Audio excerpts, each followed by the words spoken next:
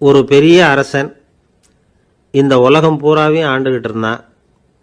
ரொம்ப காலம் அப்படி அரசாட்சி பண்ணிக்கிட்டு இருந்தான். திடீர்னு அவனுக்கும் சில எதிரிகள் முளைச்சாங்க. அவங்கெல்லாம் ஒன்று சேர்ந்து இவனை தோற்கடிச்சுட்டாங்க. தோற்று போனதும் இவனுக்கு பயம் வந்துட்டுது, எங்கே எதிரிகள் நம்ம கொண்டுடுவாங்களோ அப்படின்னு. வெளியில் வந்தால் தனக்கு ஆபத்துன்னு பயந்துக்கிட்டு யாருக்கும் தெரியாமல் ஒரு குகைக்குள்ளே போய் பதுங்கி கிடக்கிறான். நிலைமையை பாருங்கள். முதல் நாள் அரண்மனையில் அதிகாரம் பண்ணிக்கிட்டு இருந்தவன் மறுநாள் குகையில் பயந்து போய் பதுங்கி கிடக்கிறான். ராத்திரி நேரம் வந்தது, பசி வயத்தை கிள்ளுது, பிச்சை எடுத்து சாப்பிட வேண்டிய நிலைமை. பிச்சை எடுக்கிறதுக்கு பாத்திரம் வேணுமே, என்ன பண்ணுறது அப்படின்னு அங்கேயும் இங்கேயும் பார்க்குறான். ஒரு மூலையில் யாரோ விட்டுட்டு போன ஒரு ஓடு கிடக்குது. அதை எடுத்துக்கிட்டு புறப்பட்டான். இருட்டில் வழி புரியல. ஏதோ ஒரு யூகத்தில் காலை மெதுவாக எடுத்து வச்சு நடந்து போய்கிட்டு இருக்கிறான். வழியில் ஒரு கருப்பு நாய் படுத்து கிடந்தது. இருட்டில் அவன் இது கண்ணுக்கு சரியாக தெரியல. அவனுக்கு தவறி போய் காலை வச்சுட்டான் அது மேலே. நாய் சும்மா இருக்குமா, வள்ளுன்னு விழுந்து கடிச்சு விட்டுது. காலை பார்க்குறான், காலத்தையும் நினச்சி பார்க்குறான். அரண்மனையில் வீரக்கழல் அணிந்த காலை உடைய மன்னா அப்படின்னு புகழ்வாங்களே புலவர்கள்லாம். ஆனால் அது இன்னைக்கு நாய் கடித்த காலம் ஆயிட்டுதே அப்படின்னு நினைக்கிறான். அது மட்டும் இல்லை, முன்னாடியெல்லாம் பொற்கிண்ணங்களில் தான் அவன் சாப்பிடுவான். ஆனால் இப்போ உடஞ்சி போன ஓட்டு, அது ஓட்டை கையில் வச்சுக்கிட்டு நிற்கிறான். அதில் ஏதாவது யாராவது சாப்பாடு போடுவாங்களான்னு. முன்னாடியெல்லாம் நிறைய பேர் அரண்மனைக்கு வருவாங்க. அரசருக்கு காணிக்கைன்னு சொல்லி இவன் காலடியில் கொண்டாந்து கொட்டுவாங்க. அப்போலாம் இவன் அந்த ஜனங்களுடைய முகத்தை திரும்பி கூட பார்க்கறதில்ல, ரொம்ப கர்வமாக உட்காந்துருப்பான். அதே ஆள் இன்றைக்கி எல்லார் கண்ணுலையும் படுறது மாதிரி பிச்சை எடுத்துக்கிட்டு இருக்கிறான்.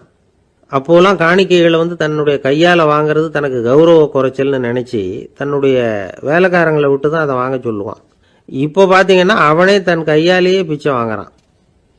நினச்சி பாருங்க, அந்த மனுஷன் நாள் அரசன், மறுநாள் பிச்சைக்காரன். எவ்வளோ வித்தியாசம்! செல்வம் தான் இப்படி ஒரு வித்தியாசம் ஏற்படுறதுக்கு காரணம். அப்படிப்பட்ட செல்வம் வாழ்க்கையை நடத்துறதுக்கு நமக்கு தேவைதான். ஆனால் அதையே நாம் அடைய வேண்டிய பயனாக நினைக்கிறோம் பாருங்க, அதுதான் வேடிக்கை. இதை நம்மாழ்வார் அழகாக ஒரு பாசுரத்தில் சொல்கிறார். ஒரு நாயகமாய் ஓட உலகுடன் ஆண்டவர், கருணாய் கவர்ந்த காலர், சிதைகிய பானையர், பெருநாடு காண இம்மையிலே பிச்சைதாம் கொள்வர், திருநாரணன் தாழ் காலம் பெற சிந்தித்து உய்மினோ அப்படிங்கிறார் நம்மாழ்வார். ஒரு பெரிய பணக்காரர் ஒரு துறவிகிட்ட போய், சாமி என்கிட்ட நிறைய பணம் இருக்குது, இருந்தாலும் நிம்மதி இல்லை, என்னால் நிம்மதியாக இருக்க முடியல, என்ன காரணம்னு கேட்டாராம். உடனே அந்த துறவி இதுக்கு நேரடியாக பதில் சொல்லாமல் பக்கத்தில் நின்றுக்கிட்டு இருந்த ஒரு குழந்தைய கூப்பிட்டார். அது ஓடியாந்தது. ஒரு ஆப்பிள் பழத்தை எடுத்து அது கையில் கொடுத்தார். அதை வாங்கிக்கிட்டு குழந்தை சிரிச்சுது. இன்னொரு பழத்தை எடுத்து கொடுத்தார். அதை இன்னொரு கையில் வாங்கிட்டு சிரிச்சுது. மூணாவது ஆப்பிள் எடுத்து கொடுத்தார். 2 பழத்தையும் நெஞ்சில் அணைச்சிக்கிட்டு 3வது பழத்தையும் வாங்கிறதுக்கு முயற்சி பண்ணிச்சு. ஆனால் அது உடனே நழுவி கீழே விழுந்து உருண்டு ஓடிச்சு. ஏற்கனவே இருந்ததும் விழுந்துட்டுது. இப்போ அந்த குழந்தை அழ ஆரம்பிச்சுட்டுது. இப்போ அந்த துறவி பணக்காரர்கிட்ட சொன்னாராம், குழந்தைய கவனிச்சியா, 2 ஆப்பிள் போதும்னு அது நினச்சிருந்தா இப்போ அது அழ வேண்டிய அவசியம் வந்திருக்குமா அப்படின்னாராம். எதுவுமே அளவுக்கு மிஞ்சினா துன்பந்தான். இந்த காலத்தில் இதெல்லாம் யாரு காதில் வாங்குறாங்க?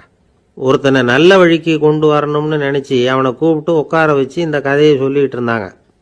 சொல்லிவிட்டு அந்த குழந்தை செஞ்சது தப்பு தானே அப்படின்னு கேட்டிருக்கிறாங்க. ஆமாம், தப்பு தான், நானாக இருந்தால் அப்படி செஞ்சிருக்க மாட்டேன் நானா இவன். 2 பழமே போதும்னு சொல்லியிருப்பியா அப்படின்னு கேட்டிருக்காங்க. அப்படி இல்லைங்க, அவர் கொடுக்க கொடுக்க ஒவ்வொரு பழமாக வாங்கி பின்னாடி வச்சுட்டு மறுபடியும் கையை நீட்டுவேன் அப்படிங்கிறானா. இவெல்லாம் எந்த காலத்தில் திருந்துறது?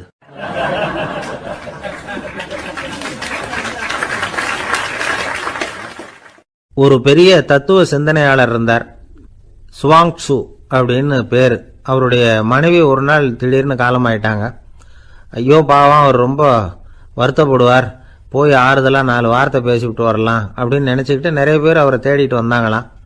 வந்தவங்களுக்கு ஆச்சரியம், ஏன்னா இவர் வருத்தப்பட்டுக்கிட்டு இருப்பார் அப்படின்னு தானே எதிர்பார்த்தாங்க. அப்படி இல்லை, தாளம் போட்டுக்கிட்டு உட்காந்துருக்கிறார். தாளத்துக்கு தகுந்த மாதிரி பாட்டு வேற பாடிக்கிட்டு இருக்கிறார். என்ன மனுஷன் அவர், கொஞ்சம் கூட கவலை இல்லாமல் இப்படி இருக்கிறாரு அப்படின்னு நினச்சாங்க. ஒருத்தர் துணிஞ்சு அவர்கிட்ட கேட்டுவிட்டார், என்னங்க இது இப்படி அப்படின்னு. அதுக்கு அவர் என்ன சொன்னார் தெரியுமா? இதை பாருங்க, என்னுடைய மனைவி பிறக்கிறதுக்கு முன்னாடி அவளுக்கு உயிரும் கிடையாது, உடலும் கிடையாது. அதுக்கு பிறகுதான் உயிர் வந்தது, உடல் வந்தது, அந்த உருவம் வந்தது. இப்போ என்னாச்சு, அந்த உருவமும் உயிரும் போயிட்டுது, அவ்வளவுதானே. வந்தது போயிட்டுது. இளவேனில் காலம், இலையுதிர் காலம், பனிக்காலம், இப்படி பருவங்கள் மாறி மாறி வருது இல்லையா. அது மாதிரி பிறப்பும் இறப்பும் மாறி மாறி வருது. இது இயற்கை. இதுக்காக அழுதா அது எப்படி அப்படின்னாராம். ஞான தெளிவு அடைஞ்சவங்களுக்கு எல்லாமே சுகம்தான். திருவள்ளுவரும் அதை தான் சொல்றார். உறங்குவது போலும் சாக்காடு, உறங்கி விழிப்பது போலும் பிறப்பு. தூங்குறதுக்கெல்லாம் நாம் வருத்தப்பட்டுக்கிட்ட இருக்கிறோமா? இன்னைக்கு தூங்க வேண்டியிருக்குதே, இன்னும் கொஞ்சம் நேரத்தில் நான் தூங்க வேண்டியிருக்கு அப்படின்னு சொல்லி யாராவது அழுதுகிட்டு இருப்பாங்களா? அதனால் இந்த உலக வாழ்க்கையினுடைய இயல்பை யதார்த்தத்தை நாம் தெளிவாக புரிஞ்சுக்கணும். அப்படி புரிஞ்சுக்கிட்டா நாம் கவலை இல்லாமல் வாழ முடியும்.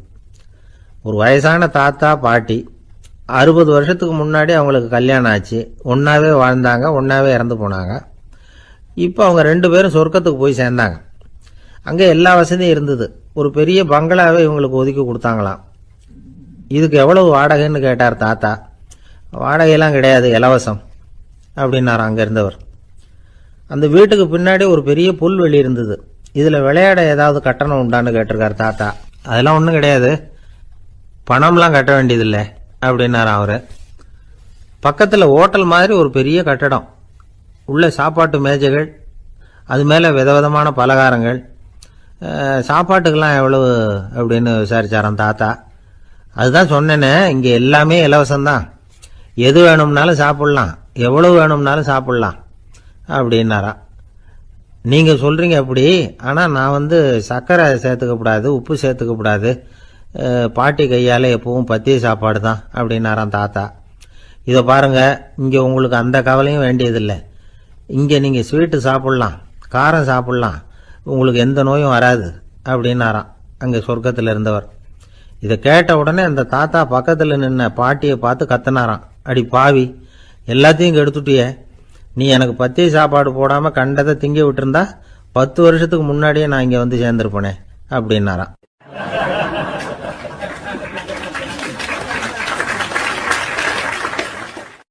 ஒரு நாள் ஒரு 10-15 பள்ளிக்கூடத்து பிள்ளைங்க தேடிட்டு வந்தாங்க. உங்களை பார்த்துட்டு தான் போகணும், அதுக்காக தான் வந்திருக்கோம்னாங்க. என்ன விஷயம்னு கேட்டோம். நாங்கள்லாம் கூடி ஒரு முடிவு பண்ணியிருக்கிறோம், அதை உங்ககிட்ட சொல்லணும் அப்படின்னாங்க. அதுவும் ஒரு வாண்டு பையன் அதை சொன்னான். என்ன முடிவு அது அப்படின்னு கேட்டோம் ரொம்ப ஆர்வமாக. அதை இப்போ சொல்ல மாட்டோம், எங்களுக்கு பிடிக்கிற மாதிரி ஏதாவது ஒரு தகவல் சொன்னால் அதுக்கப்புறம் நாங்கள் அதை சொல்கிறோம் அப்படின்னா அந்த வாண்டு பையன். சரி, சின்ன பையன்கிட்ட இன்றைக்கி வசமாக மாட்டிக்கிட்டோம் அப்படின்னு நினச்சிக்கிட்டு அவங்களுக்கு தகுந்த மாதிரி ஒரு கதை சொல்ல ஆரம்பித்தோம். அது என்ன கதைன்னா, ஒரு பெரிய காடு, அதில் பலவிதமான மிருகங்கள். அந்த காட்டுக்கு ஒரு சிங்கம் தான் ராஜா. எப்பவும் காட்டுக்கு அது தானே ராஜா. ஒரு பெரிய யானைக்கு இது பொறுக்கலை.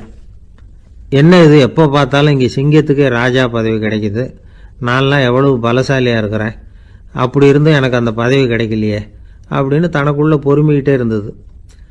ராஜா பதவியை நினச்சி ரொம்ப ஏக்கம், அதுக்கு பதவி மோகம். இந்த சமயம் பார்த்து ஒரு குள்ள நரி கூட்டம் அதை தேடிட்டு வந்தது. ஐயா பெரியவங்களே, நீங்கள் இந்த காட்டுக்கு ராஜாவாக இருக்க ஆசைப்படுறீங்க, அதில் ஒன்றும் தப்பு இல்லை. ஆனால் அதுக்கு முன்னாடி நீங்கள் எங்கள் கூட்டத்துக்கு கொஞ்ச நாள் தலைவராக இருங்க, அதாவது ராஜாவாக இருங்களேன், உங்களுக்கும் ஒரு ட்ரைனிங் கிடைச்சது மாதிரி இருக்கும் அப்படின்னு சொல்லியிருக்குது இந்த கூட்டம், குள்ள நரி கூட்டம். இதை கேட்ட உடனே யானைக்கு ரொம்ப சந்தோஷம் தாங்கலை. அதுதான் எப்போன்னு பதவிக்காக காத்துக்கிட்டு இருக்குதே. இருந்தாலும் கொஞ்சம் பிகுவோட, சரி நீங்கள்லாம் இவ்வளோ தூரம் என்ன தேடிட்டு கேட்கறதுனால மறுக்க முடியல அப்படின்னு ரொம்ப ஏதோ அவளுக்கு சிரமப்பட்டு ஒத்துக்கிறது மாதிரி ஒத்துக்கிட்டது. ஏதோ உங்கள் ஆசைக்கு கட்டுப்படுறேன், கொஞ்ச நாள் உங்கள் கூட்டத்துக்கு ராஜாவாக இருக்கிறதுக்கு சம்மதிக்கிறேன் அப்படின்னுது. உடனே அந்த யானை ராஜ நட போட ஆரம்பிச்சிட்டுது. யானை சாதாரணமாக நடந்தாவே எப்படி இருக்குங்கிறது நமக்கு தெரியும். அதுவே ராஜ நட நடந்தால் எப்படி இருக்கும் கற்பனை பண்ணி பாருங்கள். யானை முன்னாடி கம்பீரமாக போய்கிட்டு இருக்குது, தலைவர் இல்லையா, அதனால் குள்ள நரிகள்லாம் ரொம்ப அடக்கமாக அது பின்னாடி அணிவகுத்து போயிட்டு இருக்குது. ராஜா வாழ்க, மன்னர் வாழ்க அப்படின்னு கோஷம் வேற. யானைக்கு தலைகால் புரியல, அவ்வளவு சந்தோஷம். அந்த யானைக்கு செருக்கு, ஆணவம் எல்லாம் ஏற்பட்டு போச்சு. அதுக்கப்புறம் அது தரையை பார்க்குமா, நிமிர்ந்து நடக்க ஆரம்பிச்சுட்டுது. தரையை பார்க்குறதே இல்லை. அப்படி போயிட்டுருக்கிறப்போ ஒரு சதுப்பு நிலத்தில் திடீர்னு காலை வச்சுட்டுது. அவ்வளவுதான், கால் உள்ளே போட்டுது. இன்னொரு காலை எடுத்து வச்சுது, அதுவும் உள்ளே போட்டுது. அந்த 2 காலையும் எடுக்கிறதுக்காக அடுத்த 2 காலையும் அழுத்துச்சு, அதுவும் உள்ளே போக ஆரம்பிச்சுட்டுது. இப்போ 4 காலம் வசமாக சேத்துல அழுந்தி போச்சு, எடுக்க முடியல. குள்ள நரிகள்லாம் அதை சுற்றி சுற்றி வந்தது. சிலது சுற்றி நின்று டான்ஸ் ஆட ஆரம்பிச்சுட்டுது யானையை பார்த்துட்டு. இதை யானை பார்த்தது. என்ன இது தலைவர், நான் தவிச்சுக்கிட்டு இருக்கிறேன், தொண்டர்கள்லாம் சுற்றி நின்று வேடிக்கை பார்த்துக்கிட்டு இருக்கிறீங்க, டான்ஸ் ஆடுறீங்க அப்படின்னு கேட்டுதான். தொண்டர்களே, தலைவர் நான் தவிச்சுக்கிட்டு இருக்கிறது உங்களுக்கு தெரியலையா? இப்போ உடனே உங்கள் தலைவரை காப்பாற்ற வேண்டியது உங்கள் கடமை இல்லையா அப்படின்னு கத்துச்சான் அந்த யானை. குள்ள நரிகளில் ஒன்று முன்னாடி வந்து நின்று அந்த யானையை பார்த்து தான், தலைவரே, எங்களுக்கு ரொம்ப நாளாக ஒரு ஆசை, அந்த ஆசையை நிறைவேற்றிக்கிறதுக்காகத்தான் உங்களை எங்கள் தலைவராக ஏற்றுக்கிறோம்னு சொன்னோம் அப்படின்னு தான். என்ன ஆசைன்னு கேட்டிருக்கு யானை. யானை கறி சாப்பிட்டு பார்க்கணுங்கிறது எங்களுக்கு ரொம்ப நாளாக ஆசை, அது இன்னைக்கு தான் நிறைவேற போகுது அப்படின்னு தான் அந்த நரி. இதை கேட்ட உடனே அந்த யானை அப்படியே மூர்ச்சி ஆகிட்டு தான். நரிகள்லாம் அது மேலே ஏறி குதற ஆரம்பிச்சுட்டு தான். பதவி மேலே இருந்த பேராசை அந்த பலசாலியான யானையையே மாட்டி விட்டுட்டுது பார்த்தீங்களா அப்படின்னு சொல்லி முடித்தோம் இந்த கதையை அந்த சின்ன பிள்ளைங்க கிட்ட. சரிங்க, இப்போ நாங்கள் உங்களை தேடி வந்த விஷயம் என்னங்கிறத சொல்லவா அப்படின்னா ஒரு வாண்டு பையன். சீக்கிரம் சொல்லு தம்பி, சஸ்பென்ஸ் தாங்கலை அப்படின்னோம். அவன் மெதுவாக எங்களை பார்த்து சொல்கிறான், எங்களுக்கு கொஞ்ச நாள் நீங்கள் தலைவராக இருந்தால் தேவலை அப்படின்னா.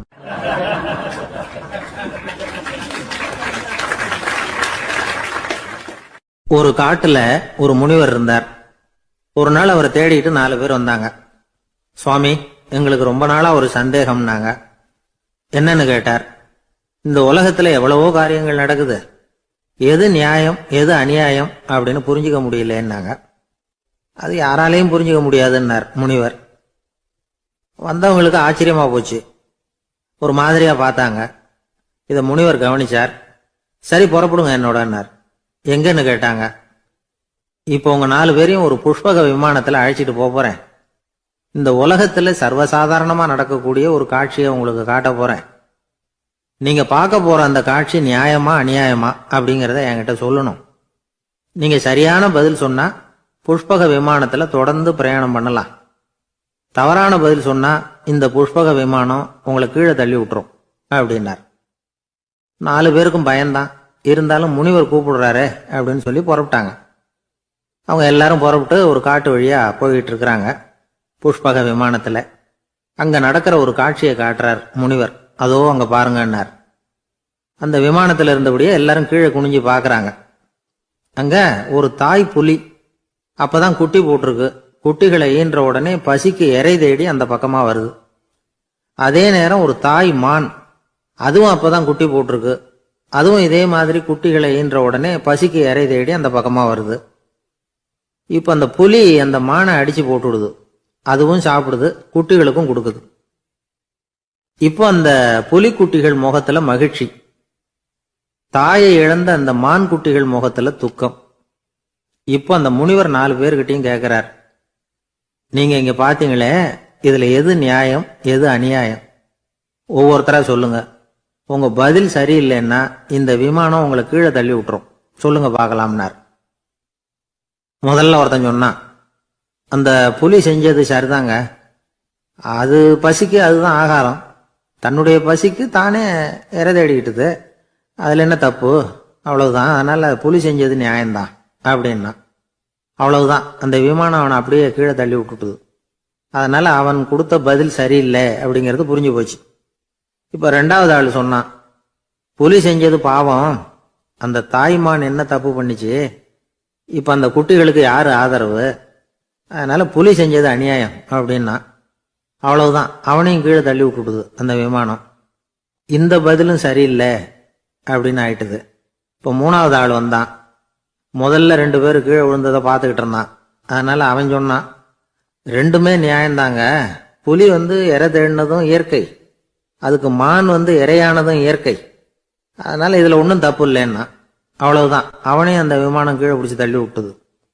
இப்ப 4வது ஆள் வந்தான்.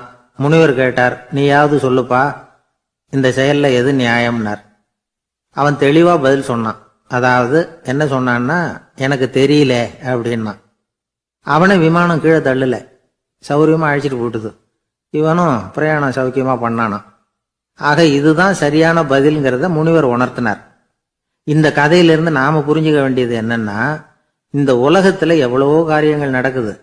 அதெல்லாம் ஏன் அப்படி நடக்குதுங்கிறதுக்கு எப்பேற்பட்ட பண்டிதராலும் பதில் சொல்ல முடியாது. தெரியாததை தெரியாதுன்னு ஒத்துக்கிட்டா வாழ்க்கை பிரயாணம் சுகமா இருக்கும்.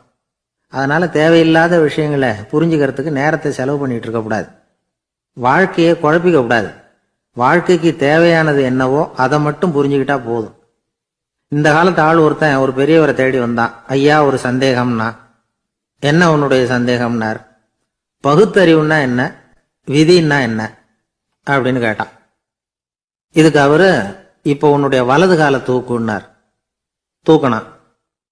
சரி, இப்ப உன்னுடைய வலது கால கீழே இறக்காம உன்னுடைய இடது காலையும் தூக்குன்னார். தூக்கணும். பொத்துன்னு கீழே விழுந்துட்டான். பெரியவர் சொன்னார், உன்னால ஒரு காலை தூக்க முடிஞ்சுது, அதுதான் பகுத்தறிவு. 2 கால்களையும் ஒரே சமயத்துல தூக்குனா அடிபடும், அப்படிங்கிறது தான் விதி அப்படின்னு விளக்கம் கொடுத்தார். இவன் தன்னுடைய விதியை நொந்துகிட்டே இடுப்பை பிடிச்சுக்கிட்டு அங்கிருந்து நடந்து போயிட்டான்.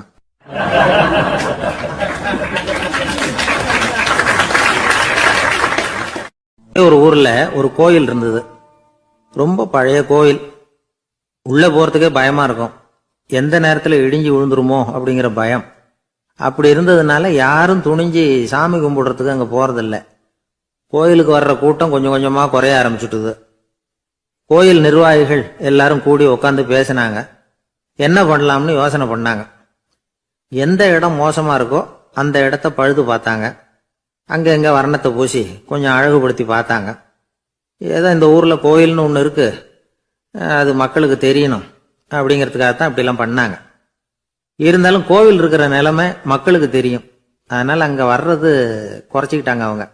ஒரு கட்டத்துல யாருமே வர்றதில்லை. நிலைமை அந்த அளவுக்கு ஆயிட்டுது. மறுபடியும் கோவில் நிர்வாகிகள் கூட்டம் நடந்தது. இந்த கூட்டம் கூட கோயிலுக்கு உள்ள நடக்கல, இடிஞ்சு விழுந்துருமோங்கிற பயம். அதனால வெளியில தான் உட்காந்து கூட்டத்தை நடத்தினாங்க. ஏன்னா உள்ள போறதுக்கு அவங்களுக்கும் துணிச்சல் கிடையாது. எந்த நேரமும் விழுந்துரும் போல இருந்தது அது. அது வழியா போறவங்க கூட வேகமா அந்த இடத்த கடந்து போக ஆரம்பிச்சுட்டாங்க. கோவில் நிர்வாகிகள் வெளியில உட்காந்து கூட்டம் போட்டாங்க இல்லையா, அந்த கூட்டத்துல 4 தீர்மானங்களை நிறைவேற்றினாங்க.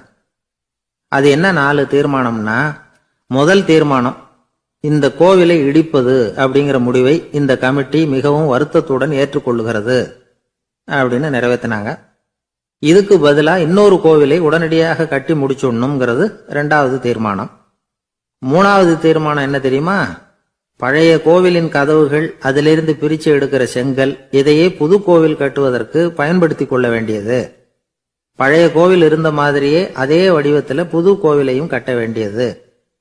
பழைய கோவிலின் அஸ்திவாரத்தை அப்படியே வச்சுக்கிட்டு அதுக்கு மேல நாம கோயிலை கட்டிக்க வேண்டியது. இதுதான் 3வது தீர்மானம். இதையும் கமிட்டி முழு மனசோட ஏத்துக்கிட்டது. இது வரைக்கும் சரி. இப்ப அந்த கமிட்டி 4வதா ஒரு முக்கியமான தீர்மானத்தை கொண்டுகிட்டு வந்து அதையும் ஏகமனதா நிறைவேற்றி விட்டது. அது என்ன தீர்மானம்னா, புதிய கோவில் கட்டி முடிக்கிற வரைக்கும் பழைய கோவிலை இடிக்கிறதில்லை அப்படிங்கிற தீர்மானம். எப்படி இருக்குது பாருங்க இது. பழசை இடிக்காத வரையில அதே இடத்துல புதுசா எப்படி கட்ட முடியும்? பல விஷயங்கள்ல நாம நடந்துகிற முறையும் இப்படிதான் இருக்குதான். வாழ்க்கையில முன்னேறணும்னு ஆசைப்படுவோம். அதே நேரத்துல அந்த முன்னேற்றத்துக்கு எது தடையா இருக்கோ அதை விட்டு விடுறதுக்கும் மனசு வராது. வெளிநாட்டுல ஒரு பெரிய விருந்து நடந்துகிட்டு இருந்துதான். எல்லாரும் மது கோப்பையும் கையுமா அலைஞ்சுகிட்டு இருக்கிறாங்க. ஒருத்தர் மட்டும் கையில எதுவும் இல்லாம ரொம்ப நல்ல பிள்ளையா சாதுவா ஒரு ஓரமா தனியா உட்கார்ந்துருக்கிறார். அவர்கிட்ட நெருங்கி, வாங்க மது சாப்பிடலாம் அப்படின்னு கூப்பிட்டாங்களாம். என்ன வற்புறுத்தாதீங்க, நான் என் மனசுக்குள்ள உறுதியா தீர்மானம் பண்ணிவிட்டேன் அப்படின்னாராம். என்ன தீர்மானம் பண்ணியிருக்கீங்க அப்படின்னு கேட்டிருக்காங்க.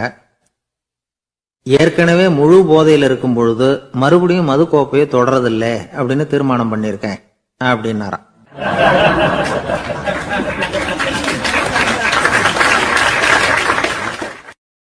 ஒரு ஊர்ல ஒரு பெரியவர் இருந்தார். ஒரு நாள் அவரை தேடி ஒருத்தர் வந்தார். ஐயா, நான் கடவுளை பரிபூர்ணமா நம்புறேன் அப்படின்னார். சரி, அந்த நம்பிக்கை உனக்கு எப்படி வந்ததுன்னு கேட்டார் இவர். அவர் சொல்ல ஆரம்பிச்சார். ஐயா, எனக்கு கல்யாணம் ஆகி 10 வருஷம் ஆச்சு. ஆனாலும் குழந்தை பாக்கியம் இல்லை. அதுக்கு என்ன காரணமா இருக்கும்னு நான் யோசனை பண்ணிட்டு இருந்தப்போ நண்பர் ஒருத்தர் ஒரு ஆலோசனை சொன்னார். உனக்கு மதப்பற்று இல்லை, எந்த கடவுளையுமே நம்ப மாட்டேங்கிற, அதுதான் காரணம். கடவுளை நம்பு, உனக்கு குழந்தை பாக்கியம் கிடைக்கும் அப்படின்னார். அவர் அப்படி சொன்னாரே தவிர எனக்கு சந்தேகம்தான். இருந்தாலும் அவர் சொன்னபடியும் நடந்துதான் பார்ப்போமே அப்படின்னு முடிவு பண்ணேன். கடவுளை நம்ப ஆரம்பிச்சேன். அந்த வருஷமே அழகான ஆண் குழந்தை பிறந்தது. எல்லாம் இறைவன் அருள் அப்படின்னார். இவர் இப்படி சொன்னதை கேட்டதும் அந்த பெரியவர் சொன்னார், நீ சொல்றதெல்லாம் சரிதான், இருந்தாலும் இந்த காலத்துல எந்த ஒரு காரியமா இருந்தாலும் அதை சோதனை செஞ்சு பார்த்துட்டு தான் ஒரு முடிவுக்கு வந்து சேர முடியும். அறிவுபூர்வமான முடிவு அதுவாக தான் இருக்கும். அறிவியல் சோதனைகள் அப்படித்தான். ஒரு குறிப்பிட்ட விஷயத்தை பத்தி எத்தனை தடவை சோதனை பண்ணாலும் ஒரே முடிவு தான் கிடைக்கணும். அதுதான் சரியா இருக்கும். அதனால இப்ப மறுபடியும் ஒரு சோதனைன்னார். என்ன செய்யணும் அப்படின்னு கேட்டார் இவர். கடவுள்கிட்ட ஒரு பெண் குழந்தை வேணும்னு கேளு. முதல்ல ஆண் குழந்தைய கொடுத்தது மாதிரியே இப்போ ஒரு பெண் குழந்தையையும் கொடுக்கறாரா பார்க்கலாம் அப்படின்னார். சரின்னு சொல்லி இவர் அதே மாதிரி முயற்சி பண்ணினார். அதுக்கப்புறம் அவரு இந்த பெரியவர்கிட்ட வரவே இல்லை. கொஞ்ச காலம் கழிச்சு இவரே அவரை தேடிட்டு போய் கதவை தட்டினார். அவர் கதவை திறந்தார். என்ன ஆச்சு, கடவுள் கண் திறந்தாரா அப்படின்னு கேட்டார். அவரு, அந்த சமாச்சாரம்லாம் நமக்கு வேணாம் சார். முதல் தடவை அது ஏதோ தற்செயலா ஏற்பட்ட ஒரு சாதகம். இப்ப நீங்க 2வது தடவை சொன்ன பிறகு தினமும் கடவுளை வேண்டிக்கிட்டு தான் இருக்கிறேன், ஒன்றும் நடக்கல அப்படின்னார் ரொம்ப விரக்தியா. ஒரே ஒரு தோல்வியில உங்க நம்பிக்கையெல்லாம் பறந்து போயிடுது பாத்தீங்களா அப்படின்னார் அந்த பெரியவர். எல்லாம் நல்ல விதமா நடக்கிற வரைக்கும் நம்பிக்கை, எதிர்பார்த்தது தோல்வியில முடிஞ்சுட்டுதுன்னா அவநம்பிக்கை. மற்றவர்கள் பேர்ல வைக்கிற நம்பிக்கை எந்த நேரத்திலையும் விவகாரமாகி விடக்கூடிய சாத்தியம் உண்டு. நாம நம்பிக்கை வைக்க வேண்டியது நம்ம கிட்ட தான். நமக்குள்ள இருக்கிறார் கடவுள். எனவே நம்ம பேர்ல நாம வைக்கிற நம்பிக்கை தான் உண்மையான கடவுள் பக்தி. நிபந்தனையற்ற நம்பிக்கையா அது இருக்கணும். எல்லாம் நல்லபடியா நடந்துகிட்டு இருந்தா எந்த முட்டாளுக்கும் நம்பிக்கை வரத்தான் செய்யும் அப்படிங்கிறது ஒரு பெரியவர் கருத்து. தியானத்தின் மூலமா தான் உனக்குள்ள ஆழமா தோண்டுனா உன்னுடைய அடி ஆழத்துல நம்பிக்கை அப்படி ஊற்றெடுக்கும், அதை பார்க்க முடியும் அப்படிங்கிறது பெரியவர்கள் சிந்தனை. ஒரு குழந்தை அப்பாவை பார்த்து என்னப்பா பண்றேன்னு கேட்டுதான். பிரார்த்தனை பண்ணிட்டு இருக்கிறேன்னாராம் அப்பா. பிரார்த்தனை பண்ணுனா என்ன கிடைக்கும் அப்படின்னு கேட்டுதான் குழந்தை. எல்லாம் கிடைக்கும் அப்படின்னாராம் அப்பா. நீ வச்சிருக்கிறிய பேனா அது கூட கிடைக்குமான்னு கேட்டுதான் குழந்தை. ஓ, கிடைக்குமேன்னு இருக்கார். அப்படின்னா அந்த பேனாவை என்கிட்ட கொடுத்துரு, நீ பிரார்த்தனை பண்ணி வேற பேனா வாங்கிக்கோ அப்படின்னு தான் அந்த குழந்தை.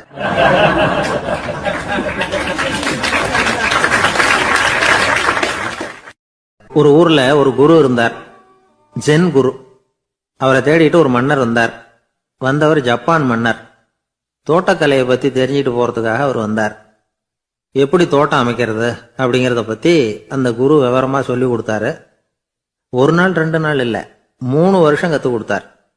அதுக்கப்புறம் சொன்னார், நான் கத்து கொடுத்துட்டேன், இனிமே நீங்க போகலாம், போய் தோட்டம் அமைக்கலாம். அதுதான் உங்களுக்கு பரிசை. தோட்டம் அமைச்ச பிறகு சொல்லி அனுப்புங்க, நான் வந்து பார்க்கறேன். நீங்க இங்க என்னவெல்லாம் கத்துக்கிட்டீங்களோ அதையெல்லாம் அங்க செயல்முறையில செஞ்சு காட்டுங்க அப்படின்னு சொல்லி அனுப்பி வச்சார். மன்னர் போனார். அரண்மனைக்கு பக்கத்திலேயே ஒரு பெரிய தோட்டத்தை உண்டு பண்ணினார். அழகான மரங்களையும் செடிகளையும் உருவாக்கினாரு. கிட்டத்தட்ட 1000 தோட்டக்காரர்களை பயன்படுத்தி 3 வருஷங்கள் முயற்சி பண்ணி அந்த அழகான தோட்டத்தை உருவாக்கினார்.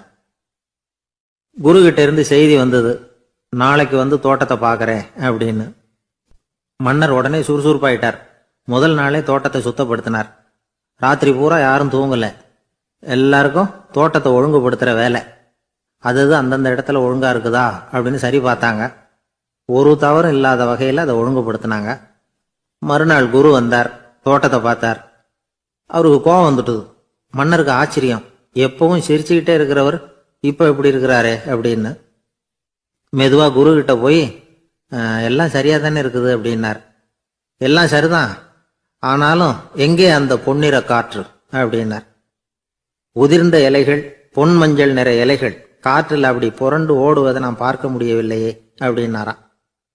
அது இல்லாம இந்த தோட்டம் உயிரோட்டம் உள்ளதா இருக்காது, இதுல பாடல் இல்லை, ஆடல் இல்லை, அதெல்லாம் இல்லாம இந்த தோட்டம் ரொம்பவும் செயற்கையா தெரியுதேன்னாராம். மன்னர் இப்பதான் யோசனை பண்ணார்.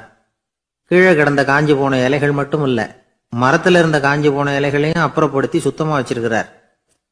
இறப்பும் வாழ்க்கையினுடைய ஒரு பகுதி தான். மரணம்ங்கிறது வாழ்க்கைக்கு எதிரானது அல்ல, அதை நிரப்பும் ஒரு பகுதி தான் அது. மரணம் இல்லையில் வாழ்க்கையே இல்லை அப்படிங்கிறது பெரியவங்க கருத்து.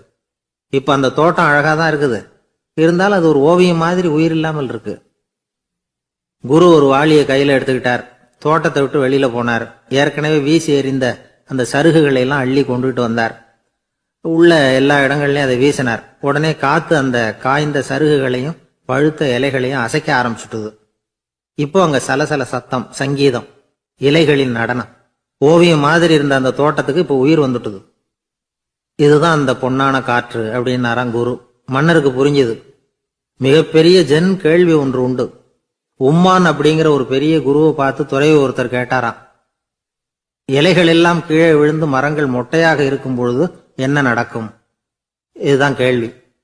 இதுக்கு உம்மான் சொன்ன பதில் பொன்னான காற்று, தி கோல்டன் விண்ட் அப்படின்னாராம். இதுக்கு என்ன விளக்கம்னா, உன்னுடைய எண்ணங்கள் எல்லாம் உன்னுடைய மனசிலிருந்து கீழே விழுந்து உனது உள்ளுணர்வானது மொட்டையாக நிற்கும் நிலைதான் அது. உனது வேர்களின் அருகில் காற்று வீசுகிறது. எல்லா எண்ணங்களும் உன்னிலிருந்து வெகு தூரத்துக்கு புரண்டு கொண்டே சென்று விடுகிறது.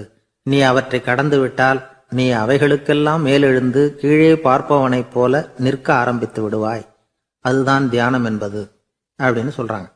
தியானம்ங்கிறது எண்ணத்துக்கு எதிரானது இல்லை. தியானம்ங்கிறது எண்ணங்களை கடந்து செல்வதுதான்.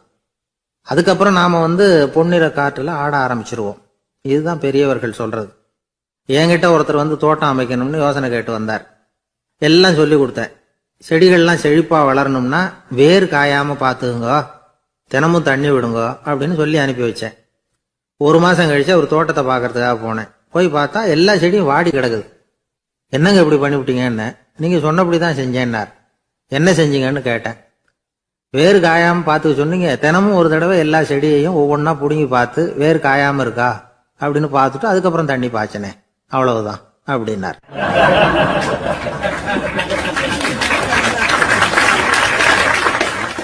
ஒரு வயசான பாட்டியும் தாத்தாவும் ஒரு பூங்காவில் உட்காந்து பேசிக்கிட்டு இருக்கிறாங்க. அவங்களுக்கு கல்யாணம் ஆகி 53 வருஷம் ஆச்சு. பிள்ளைங்கள்லாம் படிச்சு பெரிய பெரிய வேலையில இருக்கிறாங்க. பேரன் பேத்திகளும் நல்ல நிலைமையில இருக்கிறாங்க. இந்த தாத்தாவும் பாட்டியும் சிரிச்சு பேசிக்கிட்டு இருந்தத ஒரு பெரியவர் பார்த்தார். அவருக்கு ஆச்சரியமா இருந்தது. இந்த வயசுலயும் இவ்வளவு அந்யோன்யமா இவங்க பேசிக்கிட்டு இருக்கிறாங்களே அப்படின்னு நினைச்சார். சரி, நேரிலேயே கேட்டுருவோமே அப்படின்னு நினைச்சுக்கிட்டு கிட்ட போனார். உங்க மன வாழ்க்கையின் வெற்றிக்கான ரகசியம் என்ன அப்படின்னு கேட்டார். இதை கேட்டதும் அந்த தாத்தா சிரிச்சுக்கிட்டே பாட்டியை பார்த்தாராம். அதுக்கப்புறம் சொன்னாராம், நான் இந்த அம்மாவை கல்யாணம் பண்ணிட்டதுக்கும் எங்களுடைய இல்வாழ்க்கை இவ்வளவு நாளா பலம் குறையாம மகிழ்ச்சியா இருக்கிறதுக்கும் காரணம் ஒண்ணுதான். அது என்ன காரணம்னா, எங்களுக்கு இடையில பொதுவா நிறைய குறைகள் உண்டு, அதுதான் காரணம் அப்படின்னாராம். அவர் சொல்றது சரிதான் அப்படிங்கிறது மாதிரியே அந்த பாட்டியும் அவரை நிமிர்ந்து பார்த்தாங்களாம். இந்த பெரியவர் மறுபடியும் அந்த பாட்டியை பார்த்து அதே கேள்வியை கேட்டிருக்கார். உங்களுடைய நீண்டகால மன வாழ்க்கைக்கு கிடைச்ச வெற்றி எதனாலேன்னு சொல்ல முடியுமா அப்படின்னு கேட்டாராம். அவங்களும் சிரிச்சுக்கிட்டே பதில் சொன்னாங்களாம். என்ன பதில் தெரியுமா? சில பேரை நாம குறிப்பிட்ட பண்புகளுக்காக நேசிக்கிறோம், வேற சிலரை நாம அந்த பண்புகள் இல்லாத குறைகளுக்காகவே விரும்பி பழகிறோம் இல்லையா அப்படின்னு கேட்டுட்டு தலையை குனிஞ்சுக்கிட்டாங்களாம் அந்த பாட்டியம்மா. அவங்க அப்படி சொன்னதை கேட்டதும் இவருக்கு புதுசா ஞானம் பிறந்தது மாதிரி இருந்துதான். இதுதான் மனம் நிறைந்த மன வாழ்க்கை அப்படிங்கிறார் சுவாமி சின்மயானந்தர். பண்புகளை எப்படி நேசிக்க முடியுதோ அதே மாதிரி பண்புகள் இல்லாத குறைகளையும் நேசிக்க முடியும். மனசுதான் காரணம். ஒரு மேல்நாட்டு தம்பதி, அவங்களும் தாத்தா பாட்டி தான். அவங்க 2 பேரும் ஒரு பூங்காவில் உட்காந்து சிரிச்சு பேசிக்கிட்டு இருக்கிறாங்க. அதை ஒருத்தர் பார்த்தார். அவருக்கு ஆச்சரியம். இவ்வளவு காலம் ஆகி இந்த வயசுலயும் இப்படி அன்பா பேசிக்கிட்டு இருக்கிறாங்களே அப்படிங்கிற ஆச்சரியம். கிட்ட நெருங்கி போனாரு. கேட்டார், ஏன் தாத்தா உங்களுக்கு கல்யாணம் ஆகி எவ்வளவு வருஷம் ஆச்சுன்னார். 55 வருஷம் ஆச்சுன்னாராம் அவரு. இன்னமும் இவ்வளவு சந்தோஷமா இருக்கிறீங்களே, அதுக்கு என்ன காரணம்னு கேட்டிருக்கார். அதுக்கு என்ன காரணம்னா, இதுவரைக்கும் எங்களுக்குள்ள சண்டையே வந்ததில்லை அப்படின்னாராம். அது எப்படி முடியும்னு கேட்டிருக்கார் இவர் ஆச்சரியமா. அந்த தாத்தா சொல்ல ஆரம்பிச்சாராம், பாருப்பா, எங்களுக்கு கல்யாணம் ஆன புதுசுல நானும் என்னுடைய மனைவியும் ஒரு குதிரை மேல ஏறி ஒரு காட்டு வழியா போய்கிட்டு இருந்தோம். கொஞ்ச தூரம் போனதும் அந்த குதிரை எடக்கு பண்ணிச்சு. நான் உடனே கீழே இறங்கி அந்த குதிரையை பார்த்து, இது உனக்கு முதல் தடவை அப்படின்னு மிரட்டலா சொல்லிவிட்டு ஏறி உக்காந்தேன். மறுபடியும் போனோம். கொஞ்ச தூரம் குதிரை நல்லபடியா நடந்து போச்சு. மறுபடியும் எடக்கு பண்ண ஆரம்பிச்சுட்டுது. நான் கீழே இறங்கினேன். கையில் இருந்த சாட்டையால ஓங்கி ஒரு அடி கொடுத்தேன். இது உனக்கு 2வது தடவை அப்படின்னு சொல்லிவிட்டு ஏறி உக்காந்தேன். மறுபடியும் குதிரை கொஞ்சம் தூரம் நல்ல விதமா நடந்து போச்சு. அப்புறமும் இடக்கு பண்ண ஆரம்பிச்சுட்டுது. அந்த சமயத்துல ஒரு ஆற்று பாலத்தை கடந்து போய்கிட்டு இருக்கிறோம். நான் கீழே இறங்கினேன். என்னுடைய மனைவியையும் கீழே இறங்க சொன்னேன். அந்த குதிரையை பிடிச்சி அப்படியே ஆத்துல தள்ளி விட்டுட்டேன். தள்ளி விட்டுட்டு இது உனக்கு கடைசி தடவை அப்படின்னு சொன்னேன். அதை பார்த்ததும் என் மனைவி பதறி போயிட்டாங்க. போய் ஐயோ பாவம், என்ன இப்படி பண்ணிவிட்டீங்க, உங்களுக்கு மனசுல கொஞ்சம் கூட இறக்கமே இல்லையா அப்படின்னாங்க. நான் மெதுவா இவங்க பக்கம் திரும்பி இது உனக்கு முதல் தடவை அப்படின்னு. அவ்வளவுதான், அன்னையிலேருந்து இன்னைய வரைக்கும் ஒரு நாள் கூட எங்களுக்குள்ள சண்டையே வந்ததில்லை அப்படின்னு விளக்கம் கொடுத்தார் அந்த தாத்தா.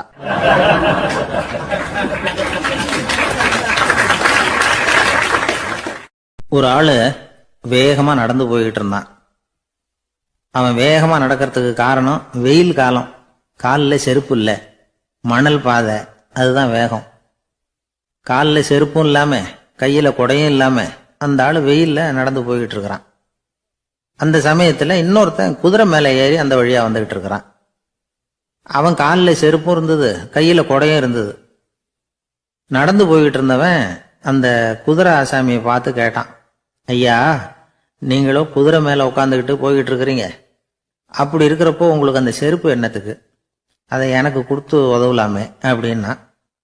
குதிரை மேல உட்காந்துருந்தவன் யோசனை பண்ணி பார்த்தான். இவன் சொல்றது நியாயம்தானே அப்படின்னு சொல்லி தன்னுடைய செருப்பை கழட்டி அந்த வழிப்போக்கனுக்கு கொடுத்துட்டான். ரொம்ப நல்லதுங்க அப்படின்னு சொல்லி இவன் அதை வாங்கி காலில் மாட்டிக்கிட்டான். அதுக்கப்புறம் மறுபடியும் இவன் ஆரம்பிச்சான், ஐயா, நீங்க குதிரையில போறதுனால போக வேண்டிய இடத்துக்கு வேகமா போய் சேர்ந்துருவீங்க, அதனால உங்க கையில் அந்த குடை என்னத்துக்கு, நான் நடந்து போயிட்டு இருக்கிறவன் ரொம்ப நேரம் நடக்க வேண்டியிருக்கும் இந்த வெயில்ல, அதனால அந்த குடையையும் எனக்கு கொடுங்களேன் அப்படின்னா. குதிரை வீரன் யோசனை பண்ணி பார்த்தான், இதுவும் நியாயம்தானே அப்படின்னு அவனுக்கு தோணுச்சு. உடனே இறக்கப்பட்டு தன் காலில் இருந்த செருப்பை கொடுத்தது மாதிரியே தன் கையில் இருந்த கொடையையும் இவங்கிட்ட கொடுத்துட்டான். அதுக்கப்புறம் அவன் நிம்மதியா புறப்பட்டான். இப்ப மறுபடியும் கை தட்டி அவனை நிறுத்தினான். கீழே நின்றுட்டு இருந்தவன், என்னப்பா ஏன் என்ன நிறுத்தின, இன்னும் ஏதாவது வேணுமா உனக்கு அப்படின்னா குதிரையில இருந்தவன். இவன் மெதுவா வாயை திறந்து அந்த குதிரையையும் என்கிட்ட கொடுத்துருங்களேன்னா. அந்த குதிரை வீரன் இப்போ ஒரு கணம் யோசனை பண்ணி பார்த்தான். உடனே என்ன பண்ணான் தெரியுமா, தன்கிட்ட இருந்த குதிரை சவுக்கை எடுத்தான். குதிரை சவுக்கால அந்த ஆளை வாங்குவாங்கன்னு வீசி தள்ளிவிட்டான். இவ்வளவு சவுக்கடியும் வாங்கிக்கிட்டு இந்த ஆள் என்ன பண்ணான் தெரியுமா, சிரிக்கிறான். அடி வாங்கிட்டு யாராவது சிரிப்பாங்களா? குதிரை வீரனுக்கு ஒன்றும் புரியல. என்னப்பா அது, ஏன் இப்படி அடி வாங்கிட்டு இப்படி சிரிக்கிறியே அப்படின்னு கேட்டான். இப்ப அந்த வழிப்போக்கன் சொல்றான், ஐயா, நான் இப்படி சிரிக்கிறதுக்கு காரணம் இருக்கு. இப்படி குதிரை கேட்டு உங்ககிட்ட அடி வாங்கலைன்னு வச்சுக்கோங்க, என் உயிர் உள்ள வரைக்கும் மனசுல ஒரு தவிப்பு இருந்துகிட்டே இருக்கும். செருப்பையும் கொடையையும் கேட்ட உடனே கொடுத்தவன் குதிரையையும் கேட்டிருந்தா கொடுத்துருப்பானோ அப்படிங்கிற பேராசையில ஏங்கிக்கிட்டே இருந்திருப்பேன். இப்போ உங்ககிட்ட அடி வாங்கின பிறகு என்னுடைய அந்த சந்தேகம் தீர்ந்து போச்சு. என்னுடைய ஆசைக்கு எல்லை எது அப்படிங்கறத எனக்கு புரிஞ்சுட்டுது அப்படின்னு சொல்லிவிட்டு அவன் நடக்க ஆரம்பிச்சுட்டானான். ஆசைக்கும் எல்லை உண்டு அப்படிங்கிறத விளக்கறதுக்காக வாரியார் சுவாமிகள் சொல்ற கதை இது. இந்த காலத்திலயும் ஒருத்தன் அது மாதிரி கொடை செருப்போட குதிரையில போய்கிட்டு இருந்தான். எதிரில் நடந்து வந்தவன், ஐயா, உங்க கொடையை எனக்கு கொடுங்களேன்னு கேட்டான். உடனே அவன் குதிரையிலிருந்து கீழே குதிச்சு அவனை சாட்டையால் அடிக்க ஆரம்பிச்சுட்டான். இன்னொருத்தர் அந்த வழியா வந்தவர் இதை பார்த்தார். ஏன்பா, அவன் கேட்டான், உன்னால முடியலன்னா இல்லைன்னு சொல்லிட வேண்டியது தானே, அதுக்காக ஏன் இப்படி அவனை போட்டு அடிக்கிறேன்னு கேட்டார். உங்களுக்கு விவரம் புரியாது சார், காலம் ரொம்ப கெட்டு போச்சு. கேட்டதை கொடுத்தேன்னு வச்சுக்கோங்க, இந்த குதிரையே என்னோடது, அவன் திருடிக்கிட்டு போறான் அப்படின்னு என் பேர்ல புகார் கொடுக்க ஆரம்பிச்சிருவான் சார் அப்படின்னா. அது எப்படி அவ்வளவு உறுதியா சொல்றேன்னு கேட்டார் அவரு. ஏற்கனவே அது மாதிரி ஒருத்தன் பேர்ல புகார் கொடுத்துட்டு தான் இந்த குதிரையை நான் தள்ளிட்டு வந்துகிட்டு இருக்கிறேன் அப்படின்னார்.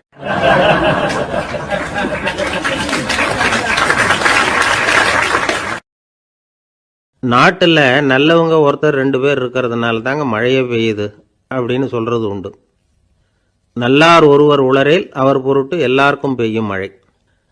சில சமயம் ரொம்ப பேர் திடீர்னு நல்லவங்களா ஆயிடுவாங்க போல இருக்கு. அதனால தான் விடாம பேய் மழையா கொட்டி தீர்த்துடுது. எல்லாரும் நல்லவங்களாயிட்டா உலகமே தாங்காது போல இருக்க. அப்பப்போ ஒருத்தர் 2 பேர் நல்லவங்களாகணும், அப்பதான் சீரா மழை பெய்யும். மாசத்துக்கு 3 பேர் நல்லவங்களானா மாதம் மும்மாரி பொழியும். இதெல்லாம் வேடிக்கை பேச்சு. இப்போ இதெல்லாம் ஒரு பக்கம் இருக்கட்டும். இப்போ விஷயத்துக்கு வருவோம். ஒரு கும்பலில் நல்லவன் யார் அப்படிங்கிறத எப்படி கண்டுபிடிக்கிறது? இதுக்கு ஒரு வேடிக்கை கதை உண்டு. என்னுடைய நண்பர் ஒருத்தருக்கு அவங்க பாட்டியம்மா சொன்ன கதையும் அது. அது என்ன கதைன்னா, ஒரு ஊரில் ஒரு சமயம் பலமான மழை பெய்ய ஆரம்பிச்சுட்டு தான். இடி மின்னல் ரொம்ப கடுமையாக இருந்திருக்குது. ஆரம்பித்த மழை வர வர கடுமையாக ஆகிட்டு இருக்குதே தவிர நிற்கிற பாடா தெரியல. ஊர் ஜனங்கள்லாம் பார்த்தாங்க. இதுக்கு மேலேயும் வீட்டு உள்ள இருந்தால் ஆபத்துங்கிறத புரிஞ்சுக்கிட்டாங்க. ஏன்னா வீடெல்லாம் இடிஞ்சி விழுந்துருமோங்கிற பயம். உடனே எல்லாரும் புறப்பட்டு ஊருக்கு பொதுவாக இருந்த ஒரு மண்டபத்தில் போய் தங்கிக்கிட்டாங்க. மின்னல் கடுமையாக இருந்தது. இடி எந்த நேரத்துலையும் விழலாம்ங்கிற நிலைமை. எப்போ விழலாம்னு பார்த்துக்கிட்டு இருக்குது. அந்த மண்டபத்தில் இருந்த ஜனங்கள் மனசுக்குள்ள ஒரு பயம். நம்ம கூட்டத்தில் யாராவது ஒரு கெட்டவன் பாவம் பண்ணவன் இருந்தால் கூட இடி இந்த மண்டபத்தில் விழுந்துரும். அது எல்லாருக்கும் ஆபத்து அப்படின்னு நினச்சாங்க. சரி, இதுக்கு என்ன பண்ணலாம் அப்படின்னு யோசனை பண்ணாங்க. அந்த கூட்டத்தில் ஒரு பெரியவர் இருந்தார். அவர் ஒரு யோசனை சொன்னார். இதை பாருங்க, அதுக்கு ஒரு வழி இருக்குது. அதோ எதிர்த்தாப்புல கொஞ்சம் தூரத்தில் ஒரு உயரமாக மரம் ஒன்று இருக்குது பாருங்க. பொதுவாக இடி சுலபமாக விழறது அது மாதிரி உயரமான மரத்தில் தான். நம்ம கூட்டத்தில் இருக்கிறவங்க எல்லாரும் ஒவ்வொருத்தராக போய் அந்த மரத்தை தொட்டு விட்டு திரும்பி வந்துடணும். நம்மள பாவம் பண்ணவன் யாரோ அவன் அந்த மரத்தை தொடுற சமயத்தில் இடி விழுந்துரும். அவன் மட்டும் போயிடுவான். மண்டபத்தில் இருக்கிற நாமெல்லாம் பொழைச்சிக்கலாம் அப்படின்னு ஐடியா கொடுத்தார் அந்த பெரியவர். இது நல்ல யோசனையாக பட்டது. எல்லாரும் ஒத்துக்கிட்டாங்க. ஒவ்வொருத்தராக போய் அந்த மரத்தை தொட்டு விட்டு திரும்பி வந்தாங்க. இடி எதுவும் விழலை. இன்னமும் பாவம் பண்ண ஆசாமி அதை போய் தொடலை போல இருக்கு அப்படின்னு நினச்சிக்கிட்டாங்க. ஒவ்வொருத்தராக போகிறாங்க. எல்லாரும் போய் தொட்டு விட்டு வந்தாச்சு. இன்னும் ஒரே ஒரு ஆசாமி தான் பாக்கி. கடைசியாக இருந்த அந்த ஆள் பயந்துட்டான். இது வரைக்கும் இடி விழலைன்னா இப்போ என்ன அர்த்தம்? இப்போ நாம தான் பாக்கி, நாம தான் தப்பு பண்ண ஆள் போல இருக்கு அப்படின்னு நினச்சிட்டான். அதனால் துணிச்சலாக போய் தொடுறதுக்கு பயந்தான். தயங்கிக்கிட்டே இருந்தான். இருந்தாலும் மற்றவங்கள்லாம் சும்மா இருப்பாங்களா? கட்டாயப்படுத்தி கழுத்தை பிடிச்சி தள்ளாத குறையா அவனை தள்ளி விட்டாங்க. போய் தொட்டுட்டு வாடான்னு. அவன் நடுங்கிட்டே போய் அந்த மரத்தை தொட்டான். அதே வினாடி ஒரு பயங்கரமான மின்னல் இடி விழுந்துட்டுது. எங்கே விழுந்தது தெரியுமா? அந்த ஆள் மேலே இல்லை, மண்டபத்தில் விழுந்தது. மண்டபத்தில் இருந்தவங்க பூரா காலி. அந்த ஒரு ஆள் மட்டும் பொழைச்சிக்கிட்டான். இந்த ஒரு ஆளை காப்பாற்றுறதுக்காக தான் இடி மண்டபத்தில் விழாமல் இருந்திருக்குது. இதுதான் கதை. அதனால் நல்லவங்க எப்படியும் தப்பிச்சுக்குவாங்க அப்படிங்கிறது ஒரு நீதி. ஒருத்தன் அப்படி தான் தெருவில் நடந்து போய்கிட்டு இருந்தான். ரொம்ப நல்லவன். எதிரில் ஒருத்தன் சைக்கிளில் வந்துக்கிட்டு இருந்தான். அதில் மோதி இவன் கீழே விழுந்துட்டான். சைக்கிள்காரன் உடனே இறங்கி இவனை தூக்கி விட்டான். இவன் எழுந்திரிச்சு அவனை முறைச்சி பார்த்தான். அப்படி பார்க்காதீங்க சார், நீங்கள் ரொம்ப புண்ணியம் பண்ணியிருக்கீங்க, அதுதான் இப்போ சைக்கிளில் மோதிக்கிட்டீங்க அப்படின்றான். என்ன அப்படி சொல்கிறேன் நானா? இவன் 10 நிமிஷத்துக்கு முன்னாடி நான் லாரி ஓட்டிகிட்டு வந்தேன், அப்போ நீங்கள் எதிரில் வந்திருந்தீங்கன்னா என்ன ஆயிருக்கும் அப்படின்னானா அவன்.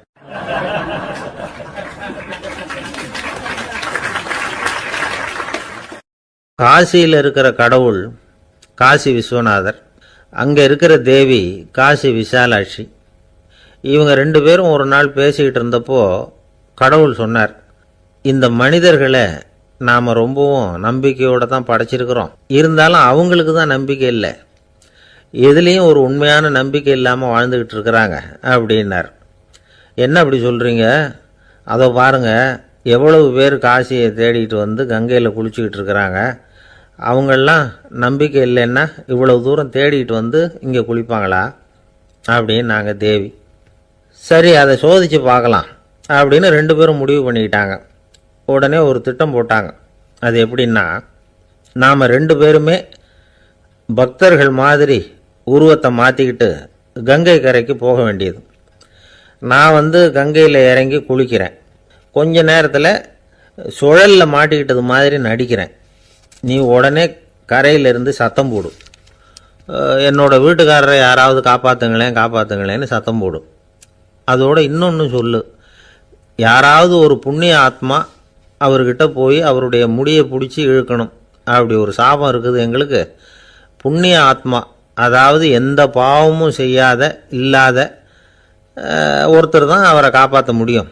அப்படிப்பட்டவங்க யாராவது வெள்ளத்தில் குதிச்சு என்னுடைய கணவரை காப்பாற்றுங்கோ அப்படின்னு நீ சத்தம் போடு, கூச்சல் போடு, என்ன நடக்குதுன்னு பார்க்கலாம் அப்படின்னார் கடவுள்.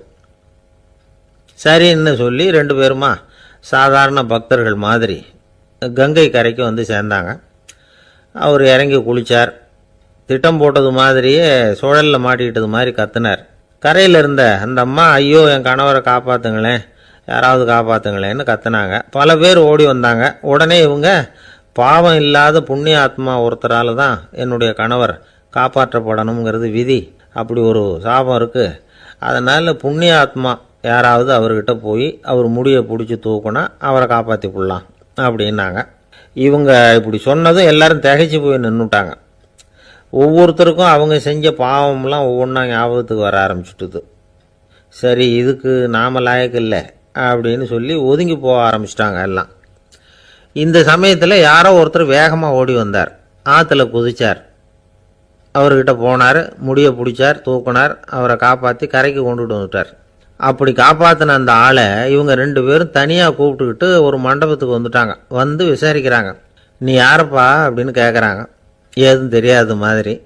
நான் இந்த ஊர் அன்ன சத்திரத்தில் வேலை செய்கிற ஒரு சமையல்காரன் அப்படிங்கிறார். நீ வந்து கங்கையில் குளிக்கிறது உண்டான்னு கேட்டிருக்காங்க.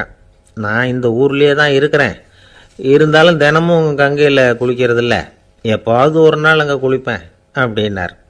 கங்கையில் மூழ்கி எழுந்திரிச்சா பாவம்லாம் தொலையும்னு சொல்கிறாங்க. அப்படி இருக்கிறப்போ அங்கே இன்னைக்கு கங்கையில் குளிச்சுக்கிட்டு இருக்கிறவங்கெல்லாம் தங்களை வந்து புண்ணிய ஆத்மாவா நினைக்கல. கங்கையில் குளிக்காத நீ உன்னை வந்து புண்ணிய ஆத்மாவா நினச்சி என்னை காப்பாற்ற வந்திருக்கிற, அது எப்படி அப்படின்னு கேட்டார்.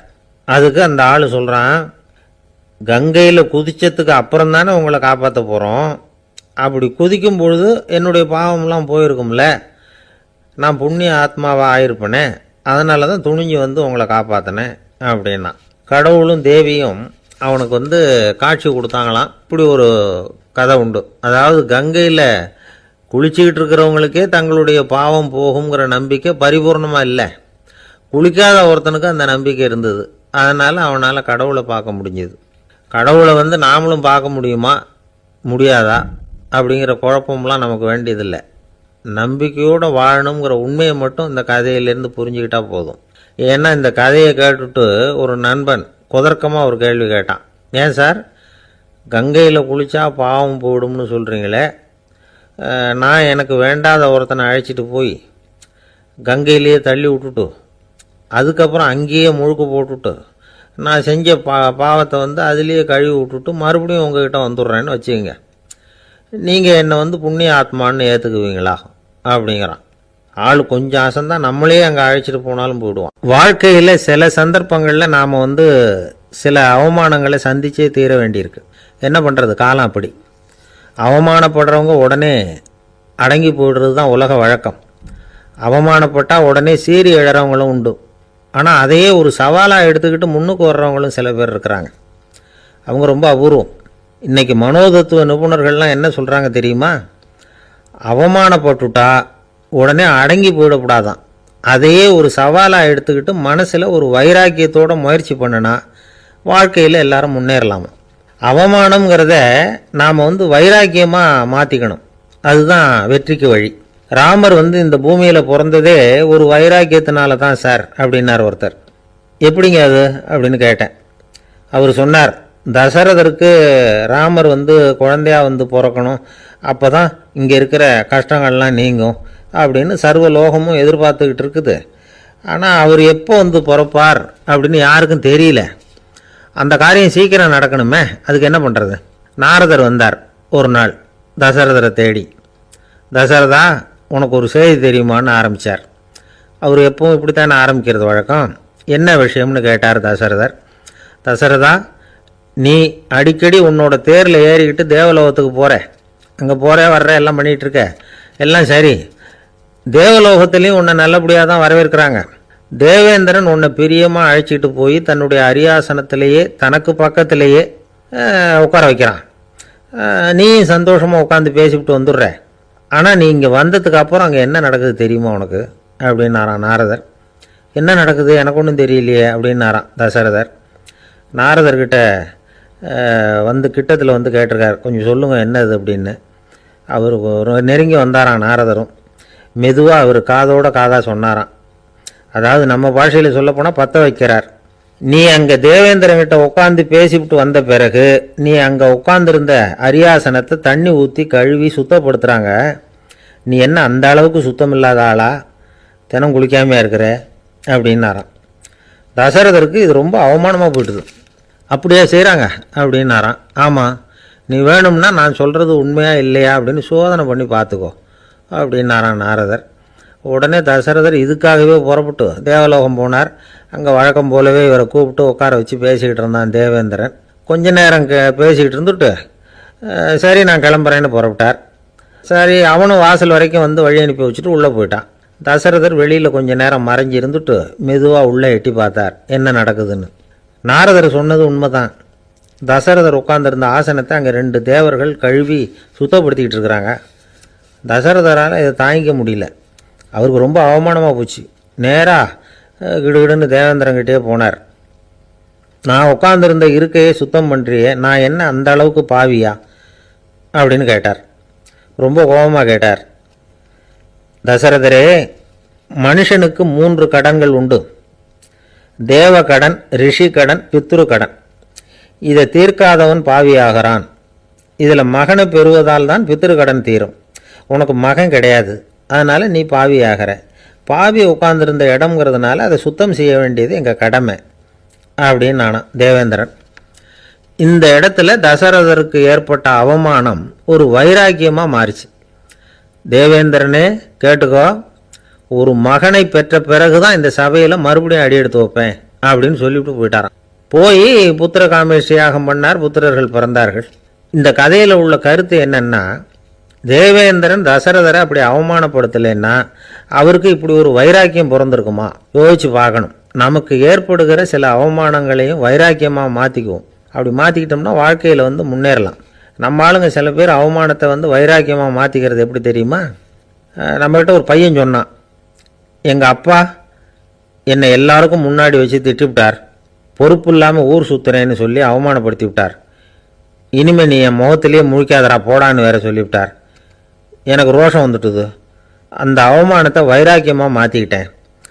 அன்னையிலேருந்து அவர் முகத்திலேயே முழிக்கிறது இல்லை அப்படின்னா. அப்படியான்னு கேட்டோம். ஆமாங்க, அவர் வீட்டில் இல்லாத நேரமாக பார்த்து உள்ள சமையல் கட்டுக்கு போய் சாப்பிட்டுட்டு நைஸாக வெளியில் வந்துடுவேன் அப்படிங்கிறான் அவன். ஜவஹர்லால் நேரு பிரதமராக இருந்த சமயம் அவர் ஒரு தடவை சென்னைக்கு வந்திருக்கிறார். இங்கே சில முக்கிய நிகழ்ச்சிகளில் கலந்துக்கிறதுக்காக வந்திருந்தார். ஆளுநர் மாளிகையில் ஒரு நாள் ராத்திரி தங்கி மறுநாள் புதுடெல்லி புறப்படுறதாக ஏற்பாடு. நிகழ்ச்சியிலெல்லாம் முடிச்சுக்கிட்டு ஆளுநர் மாளிகையில் தங்கி இருக்கிறார். அன்றைக்கு இரவு படிக்கிறதுக்கு ஒரு முக்கியமான புத்தகம் அவருக்கு தேவைப்பட்டது. அந்த சமயத்தில் உலக அளவில் ஒரு முக்கியமான பொருளாதாரம் சம்பந்தமான ஒரு புத்தகம் வெளியாகி இருக்கிற விஷயம் அவருக்கு தெரியும். அந்த புத்தகம் மெட்ராஸுக்கு வந்திருக்குமா, அது இங்கே கிடைக்குமா அப்படின்னு விசாரிச்சிருக்கிறார் நேருஜி. அவர் இப்படி கேட்ட உடனே அங்கே இருந்தவங்கெல்லாம் ரொம்ப பரபரப்பாக செயல்பட ஆரம்பிச்சுட்டாங்க. முக்கியமான இடங்கள்ல எல்லாம் விசாரிச்சிருக்கிறாங்க அந்த புத்தகம் உங்ககிட்ட இருக்கான்னு. சென்னையில் உள்ள கன்னிமாரா நூல் நிலையத்துக்கு எப்படியும் அந்த புத்தகம் வந்திருக்கணும் அப்படின்னு ஒரு நம்பிக்கை. அங்கே விசாரித்தாங்க. அந்த புத்தகம் 2 நாளைக்கு முன்னாடி தான் அங்கே வந்திருக்குது அப்படிங்கிற விஷயம் தெரிஞ்சுது. உடனே எல்லாரும் அங்கே ஓடினாங்க. அவங்களுக்கு இன்னொரு சந்தேகம், புத்தகம் வந்திருக்கு சரி, அது இந்த சமயத்தில் வேற யாரும் படிக்கிறதுக்கு எடுத்துகிட்டு போயிருக்கக்கூடாதே அப்படிங்கிற சந்தேகம் இருந்தாலும் மனசுக்குள்ள ஒரு தைரியம். இப்படி ஒரு புத்தகம் வெளிவந்திருக்கிற விஷயமே நேருஜி சொல்லி தான் நமக்கே தெரியும். அதுவும் இல்லாமல் உலக பொருளாதாரம் சம்பந்தமான ஏதோ ஒரு புத்தகம் அது. அதை போய் இந்த நேரத்தில் அவ்வளவு ஆர்வமாக யார் எடுத்துகிட்டு போயிட போகிறாங்க அப்படிங்கிற தைரியம். இந்த தைரியத்தோடு அந்த நூல் நிலையத்துக்கு ஓடினாங்க. புத்தகத்தை தேடுனா அது கிடைக்கல, யாரோ எடுத்துகிட்டு போயிருக்கிறாங்க. நேருவுக்கு மட்டுமே தெரிஞ்சிருந்த அந்த புத்தகம் பற்றின விஷயம் சென்னையில் வேற ஒருத்தருக்கும் தெரிஞ்சிருக்குது. உடனே எல்லாரும் பரபரப்பாக அதுக்குன்னு இருக்கிற ரிஜிஸ்டர் இருக்குல்ல, பதிவேடு, அதை புரட்டி பார்க்குறாங்க யார் எடுத்துகிட்டு போகிறாங்கன்னு தெரிஞ்சுக்கிறதுக்காக. எடுத்துகிட்டு போனவங்க அதில் கையெழுத்து போட்டிருப்பாங்கல்ல, அதை பார்த்து யாருன்னு தெரிஞ்சுக்கலாம் அப்படிங்கிறதுக்காக தான் அதை புரட்டுறாங்க. அதோ அந்த புத்தகத்தோட பேர் பக்கத்தில் அதை எடுத்துக்கிட்டு போனவங்க கையெழுத்து உத்து பார்க்குறாங்க எல்லாரும். அதில் போட்டிருக்குது பேர் CN அண்ணாதுரை அப்படின்னு எழுதியிருந்தது. அவர் தான் பேரறிஞர் அண்ணா. நேரு படிக்க விரும்பின ஒரு புத்தகத்தை அதே நேரம் படிக்க விரும்பின இன்னொரு தலைவர் இவர்.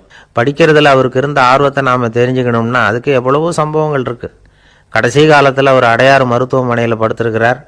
அவருக்கு ஒரு முக்கியமான அறுவை சிகிச்சை செய்ய வேண்டியிருக்குது அவசரமாக. அமெரிக்காவிலேருந்து டாக்டர் மில்லர் வந்திருக்கிறார்.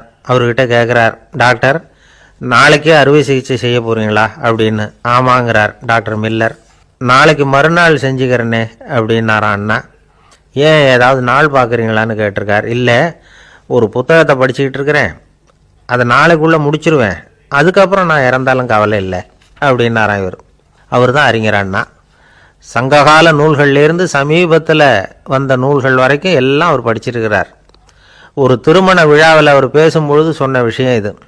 சங்க காலத்தில் காதலியை மணக்க விரும்புகிறவனுக்கு அவனுடைய தந்தை வீர சோதனைகள்லாம் வைப்பார். போய் புலிப்பல் கொண்டுக்கிட்டு வா, அப்போ தான் என் பொண்ணை கொடுப்பேன் அப்படின்னு சொல்லுவார். காதலன் உடனே காட்டுக்கு போவான், ஒரு புலியை கொன்று அதனுடைய பல்லை கொண்டுக்கிட்டு வருவான். அதை வீர பதக்கத்தில் பதிச்சு அவனுக்கு மாமனார் சூட்டுவார் கல்யாண சமயத்தில். இப்போலாம் காதலன் கிட்ட அப்படி சொல்ல முடியாது.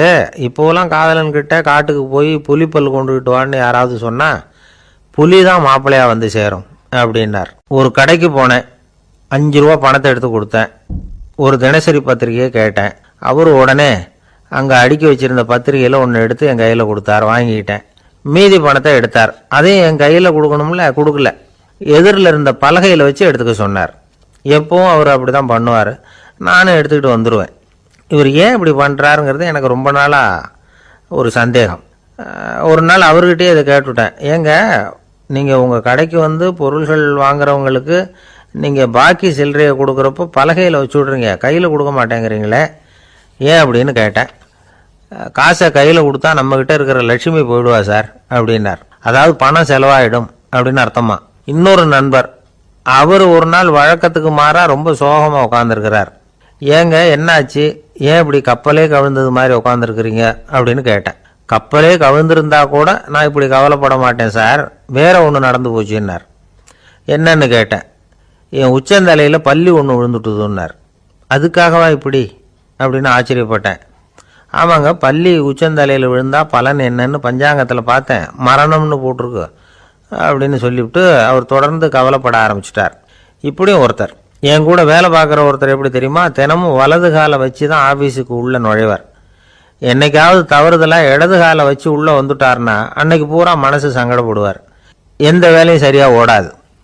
கேரம் போர்டு ஆடுற ஒருத்தர் எப்போ ஆட உட்காந்தாலும் ஸ்ட்ரைக்கரை கை தவறி கீழே விழுற மாதிரி பண்ணி அதுக்கப்புறம் அதை எடுத்துக்கிட்டு ஆட உட்காருவார். ஏன்னா எப்போவோ ஒரு தடவை நிஜமாவே அது வந்து கை தவறி கீழே விழுந்திருக்குது. அன்னைக்கு பிரமாதமாக ஜெயிச்சுட்டார். உடனே ஒரு முடிவுக்கு வந்துட்டார், கை தவறுனா லாபம் அப்படின்னு.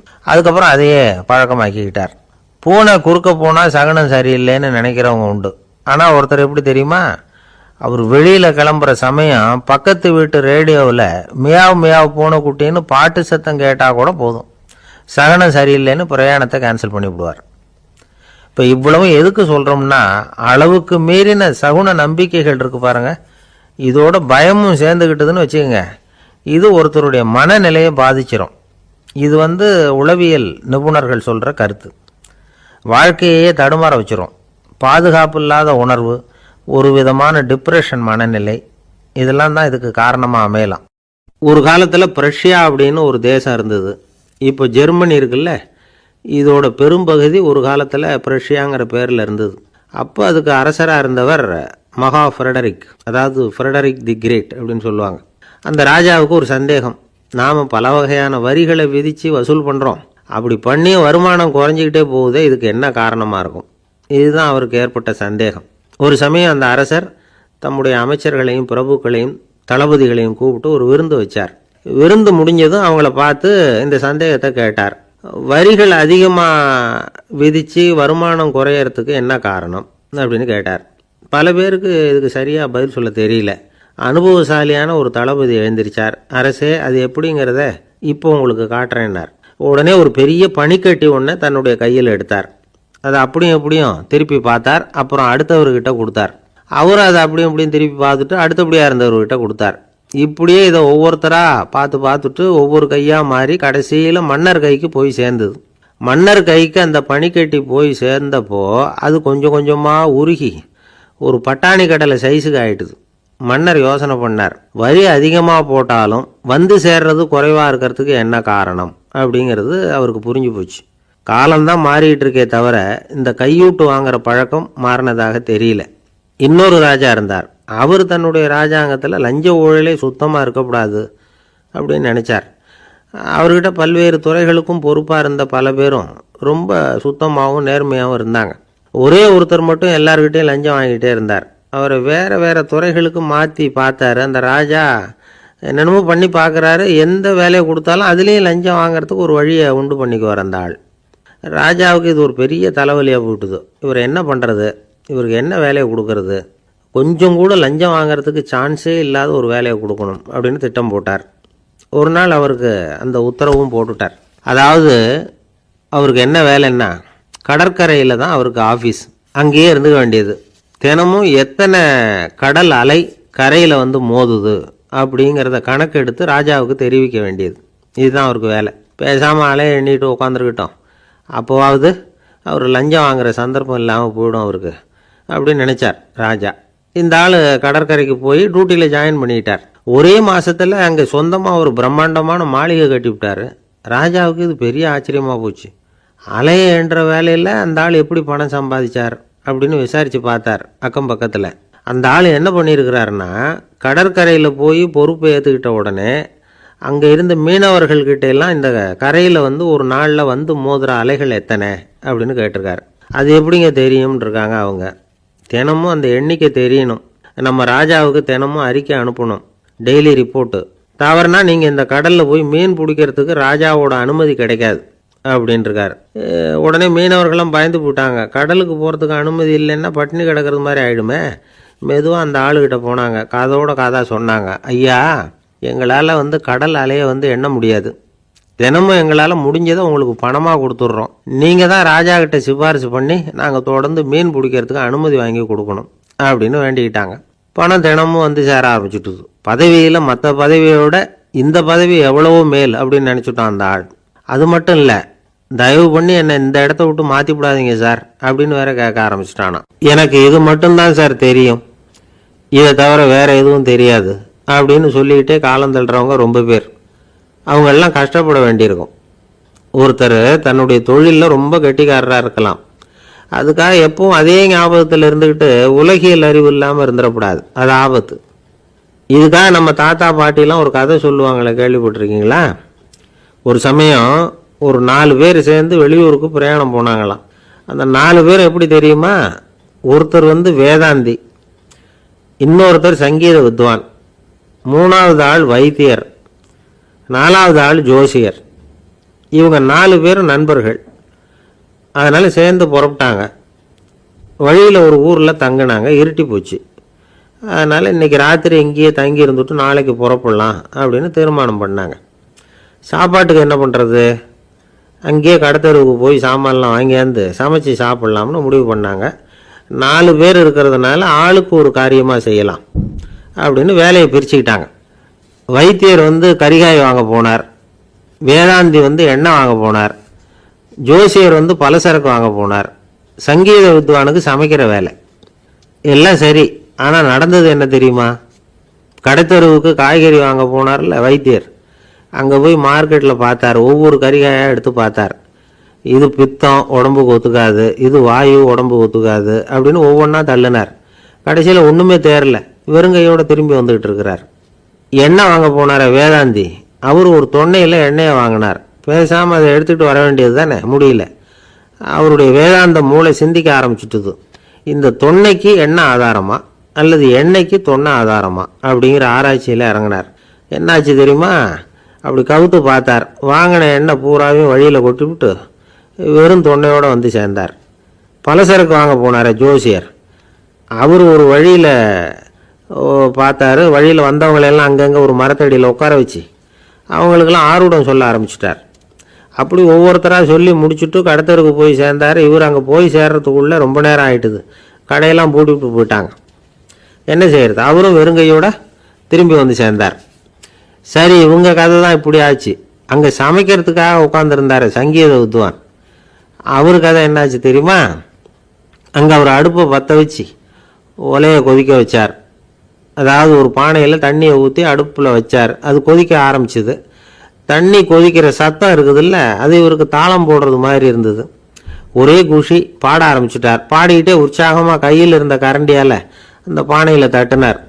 தாளம் போடுறதா நினச்சிக்கிட்டு. அவ்வளவுதான், பானை பட்டுன்னு உடஞ்சி போச்சு.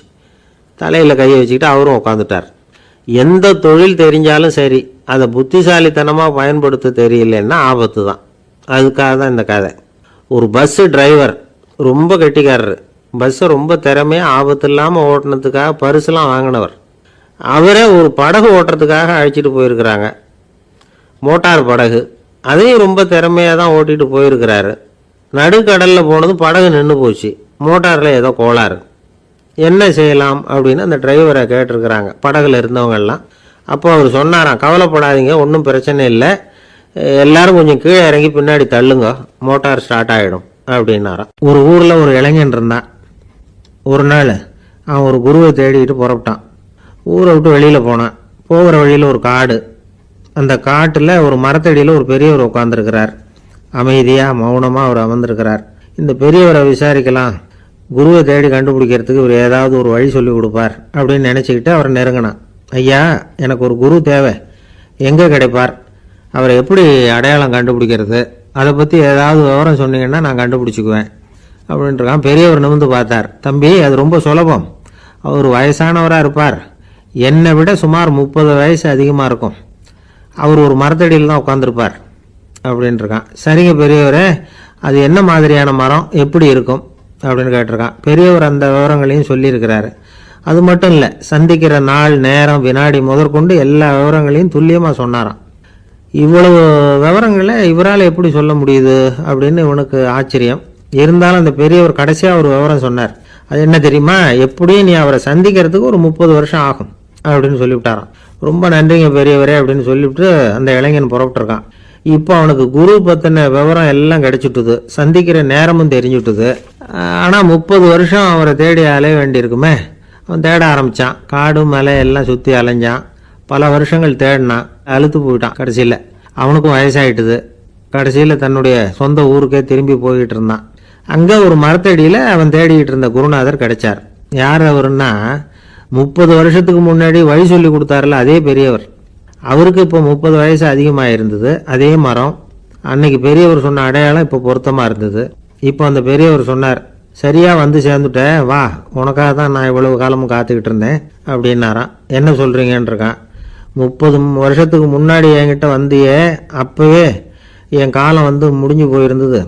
அப்போவே என்ன உனக்கு அடையாளம் தெரியல, அதனால் இவ்வளவு காலம் உனக்காக காத்துட்டு இருக்கும்படி ஆயிட்டுது அப்படின்னாராம். ஐயா, அப்போவே நீங்கள் சொல்லியிருக்கலாமே, இதுதான் 30 வருஷம் கழித்து நீ சந்திக்க போகிற இடம், நான் தான் உன்னுடைய குரு அப்படின்னு சொல்லியிருக்கலாமே அப்படின்ட்டுருக்கான். அந்த பெரியவர் சிரிச்சுக்கிட்டே இதுக்கு பதில் சொன்னாராம். நான் எவ்வளவோ விவரமாக தான் சொன்னேன், நீ சரியாக புரிஞ்சிக்கல. காரணம், அப்போ நீ போதுமான அளவுக்கு பக்குவம் பெற்றிருக்கவில்லை, அதனால் புரியும் சக்தி இல்லாமல் போயிட்டுதப்போ 30 ஆண்டு காலம் நீ அலைஞ்சி தெரிஞ்சிருக்கிற. அது காரணமாக இப்போ உனக்கு அந்த பக்குவம் வந்துட்டுது, அதனால தான் அடையாளம் காண முடிஞ்சது, நானே உன்னுடைய குரு அப்படின்னாராம். இதுலேருந்து என்ன தெரியுதுன்னா, ஆன்மீகத்தில் மாணவனாக சேர்றதுக்கு கூட ஒரு பக்குவத்தன்மை தேவைப்படுது. ஒரு பெரிய ஞானி, அவர்கிட்ட சீடனாக இருக்க ஒருத்தன் வந்தான், எதிரில் நின்னான். ஞானி அவனை வெகு நேரம் உற்று பார்த்தார். அப்புறம் சொன்னார், சீடனாக இருக்கிறது ரொம்ப சிரமம்னார். நான் தயாராக இருக்கிறேன்னா. அது இன்னமும் சிரமமாச்சே, இங்கே வந்து குருவாக இருக்கிறது மட்டுமே சுலபம் அப்படின்னாராம். அப்படின்னா நான் குருவாகவே ஆயிடுறேன் அப்படின்னானா. இது போலவே இந்த காலத்தில் கதை ஒன்று உண்டு. ஒரு பள்ளிக்கூடத்தில் வகுப்பு ஆசிரியர் மாணவனை திட்டிக்கிட்டு இருந்தார். டேய், நீ 100க்கு 10 மார்க்கு தான் வாங்கிக்கிட்டு இருக்க, இவ்வளவு மோசமாக நீ படித்தா கடைசியில் மாடு மேய்க்கிறது கூட லாய்க்கு இல்லாதவனா ஆயிடுவேன், அதுக்கப்புறம் என்ன செய்ய போகிறேன் அப்படின்னாராம். பையன் தலையை சொரிஞ்சிக்கிட்டே சொன்னானா, சார் அப்படின்னா ஒன்று செய்கிறேன் அப்படின்னானா. இவர் கேட்டிருக்கார், என்ன செய்ய போகிறேன்னு. வேற என்ன சார், உங்களை மாதிரி ஒரு ஆசிரியர் ஆயிடுறேன் அப்படின்னானா. இமயமலை அடிவாரத்தில் ஒரு மடம், அங்கே ஒரு சன்னியாசி இருந்தார். அவர்கிட்ட ஒருத்தர் வந்தார். சுவாமி, ஆசையை உதற நினைக்கிறேன், முடியல, ஒட்டிக்கிட்டே வருது அப்படின்னாராம். இப்படி உட்கார, ஒரு கதை சொல்கிறேன் அப்படின்னு சொல்லி அவர் சொல்ல ஆரம்பித்தாராம். அவர் சொன்ன கதை என்னென்னா, ஒரு ஊரில் ஒரு ஆள் இருந்தான். அவன் பேர் குப்புசாமி. அவங்ககிட்ட எப்பவும் ஒரு பழைய தொப்பி இருக்கும், விடவே மாட்டான். அதனால் அவனை எல்லாரும் தொப்பி சாமி அப்படின்னு தான் கூப்பிடுறது வழக்கம். ஒரு புது தொப்பி வாங்கிக்கப்படாதாப்பா அப்படின்னு நண்பர்கள்லாம் சொல்லி பார்த்தாங்க. பணத்துக்கு எங்கே போவேன் அப்படின்னு விட்டானா. பணம் வச்சிருக்கான், செலவு பண்ண மனசு வரல. மகா கஞ்சன். பழைய பாட்டில்கள்லாம் வாங்கி விற்றுக்கிட்டு இருந்தான். அப்படி ஒரு தடவை பழைய கண்ணாடி சாமான்களை ஏலத்தில் எடுத்தப்போ அதில் ஒரு அருமையான சென்ட்டு பாட்டில் கிடச்சிது. உடனே ஒரு ஐடியா பண்ணான். அந்த சென்ட்டை வந்து சின்ன சின்ன பாட்டில்களில் அடைச்சி ஜன்னல் ஓரமாக அடுக்கி வச்சுட்டான். அதை விற்றா நிறைய பணம் கிடைக்குமே. அதனால் இதுக்கு இடையில் ஒரு நாள் அவன் வந்து அப்படியே உட்காந்துருந்தான். அந்த நேரம் நண்பன் வந்தான். ஏண்டா உன் பழைய தொப்பியை மாற்றப்படாதா, ஊரில் எல்லாரும் கேலி பேசுகிறாங்களே ஒன்று தொப்பி சாமின்னு அப்படின்னு சொல்லி கேட்டிருக்கான். இந்த சென்ட்டு பாட்டில் விற்றதும் பணம் வரும், அதுக்கப்புறம் பார்க்கலாம் அப்படின்னு நானா இவன். சரி வா நீச்சல் குளத்துக்கு போயிட்டு வருவோம் அப்படின்னு கூப்பிட்ருக்கான் நண்பன். 2 பேரும் போனாங்க. அதே நேரம் அந்த ஊர் நீதிபதியும் அங்கே குளிக்க வந்தாராம். அவர்கிட்ட இருந்தது விலை வசந்த ஒரு புது தொப்பி. அதை அங்கே இருந்த ஸ்டாண்டில் மாட்டிவிட்டு குளிக்க போனார். இதுக்கிடையில் குப்புசாமி குளிச்சுட்டு வந்தான். அவனுடைய பழைய தொப்பியை காணலை. அந்த புது தொப்பியை பார்த்தா இது நண்பனுடைய வேலை தான் அப்படிங்கிறதாக புரிஞ்சுக்கிட்டு அதை எடுத்து மாட்டிகிட்டு வந்துட்டான். நீதிபதி குளிச்சுட்டு வந்து பார்க்குறாரு, தொப்பியை காணும். போலீஸில் புகார் கொடுத்தார். அவங்க வந்து தேடினாங்க. ஒரு மூலையில் பழைய தொப்பி கிடச்சிது. அடடா இது நம்ம குப்புசாமியோட தொப்பி இல்லையா அப்படின்னு நானா ஒருத்தன். உடனே அவன் வீட்டுக்கு தேடிட்டு போயிருக்காங்க. அங்கே போய் பார்த்தா புது தொப்பி அங்கே இருக்குது. உடனே அவனுக்கு 1000 ரூபாய் அபராதம் போட்டாங்களாம். அவன் பணத்தை கட்டிவிட்டு ரொம்ப எரிச்சலோடு வீட்டுக்கு வந்தான். பழைய தொப்பி கண்ணில் பட்டுது. மறுபடியும் உன்னால தானே எனக்கு 1000 ரூபா நஷ்டம் அப்படின்னு சொல்லி அதை எடுத்துக்கிட்டு அப்படி போயிருக்கான். அந்த ஊர் குளத்தில் வீசி எரிஞ்சிட்டு வந்துட்டான். அது மீன் பிடிக்கிற ஒருத்தன் கையில் சிக்கிச்சு. அவன் வர்ற வழியில் அதை எடுத்து வேகமாக வீசி எறிஞ்சான். அது நேராக குப்புசாமி வீட்டு ஜன்னல் வழியாக உள்ளே வந்து இந்த சென்ட்டு பாட்டில்கள் மேலே விழுந்து எல்லாம் உடஞ்சி நொறுங்கி போச்சு. குப்புசாமி பார்த்தான். தோட்டத்தில் ஆழமாக ஒரு குழியை வெட்டினான். அந்த தொப்பியை போட்டான், மூடிவிட்டான். இதை அடுத்த வீட்டுக்காரன் பார்த்தான். ஏதோ புதையல் தான் வச்சுருக்கான் போல இருக்குன்னு நினச்சான். போலீஸில் போய் புகார் கொடுத்துட்டான். மறுபடியும் போலீஸ் குழியை தோண்டினாங்க. பழைய தொப்பி மறுபடியும் வெளியில் வந்தது. எல்லாரும் சிரிக்கிறாங்க. அன்னைக்கு ராத்திரியே அந்த தொப்பியை எடுத்துக்கிட்டு நேராக புறப்பட்டான். ஒரு கல்லில் அதை சேர்த்து கட்டி குடிநீர் தொட்டி இருக்கும்ல அதில் போட்டுட்டு வந்துட்டான். இனிமேல் என்ன பண்ணும் பார்ப்போன்னு. ஒரு நாள் திடீர்னு குழாயெல்லாம் அடைப்பட்டு போச்சு. மாநகராட்சி அலுவலர்கள் வந்து என்னன்னு பார்த்தா அந்த பழைய தொப்பி குழாயை அடைச்சிக்கிட்டு இருக்குது. இது குப்புசாமியோட தொப்பிங்கிறது தான் எல்லாருக்கும் தெரியுமே. உடனே குடிநீரை வந்து பாழாக்கணத்துக்காக குப்புசாமிக்கு கோர்ட்டு 2500 ரூபாய் அபராதம் போட்டுவிட்டுது. அதையும் கட்டிவிட்டு வெளில வந்தான். கடைசியாக முடிவு பண்ணான். ஒரு நெருப்பு குச்சியை கிழிச்சான். தொப்பியை கொளுத்தினான். எரிஞ்சது. எடுத்து வெளில எரிஞ்சான். கொஞ்ச நேரத்தில் தீ அணைப்பு படம் வந்துட்டுது. ஆமாம், இவன் எடுத்து எரிஞ்சது வெளியில் விழுந்து வீட்டு கூரையே பற்றிக்கிட்டு எரிய ஆரம்பிச்சுட்டுது. அவனோட பணத்தாசையும் அதோட சேர்ந்து எரிஞ்சு போச்சான். இப்படி ஒரு கதை. இந்த கதையை சொல்லி முடித்தார் அந்த இமயமலை அடிவாரத்தில் இருந்த சன்னியாசி. இப்போ அந்த குப்புசாமி எங்கே இருக்கிறான்னு கேட்டார் எதிரில் இருந்தவர். இதோ உன் எதிரிலே இருக்கிறான், நான் தான் அந்த குப்புசாமி அப்படின்னாரான் அந்த சன்னியாசி. அந்த குப்புசாமி கிட்ட இருந்தது மாதிரி ஒரு பழைய தொப்பி நம்ம ஒவ்வொருத்தர்கிட்டையும் உண்டு. அதை எப்படி தொலைக்கிறதுன்னு தெரியாமல் தடுமாறிக்கிட்டு இருக்கிறோம். அது என்ன தொப்பிங்கிறீங்களா? அதுதான் நம்மை சூழ்ந்திருக்கிற மாயை அப்படிங்கிறார் சுவாமி சின்மயானந்தர். மெய்ஞானம் கிடைக்கிறப்போ மாயை வந்து எரிஞ்சு போகும் அப்படிங்கிறது அவருடைய கருத்து. நம்மால் ஒருத்தர் வேகமாக ஓடி வந்தார். காலில் மாட்டியிருந்த பழைய செருப்பு 2ஐயும் ஆவேசமாக தூக்கி ஒரு கிணத்துல போட்டுட்டு வெறுங்க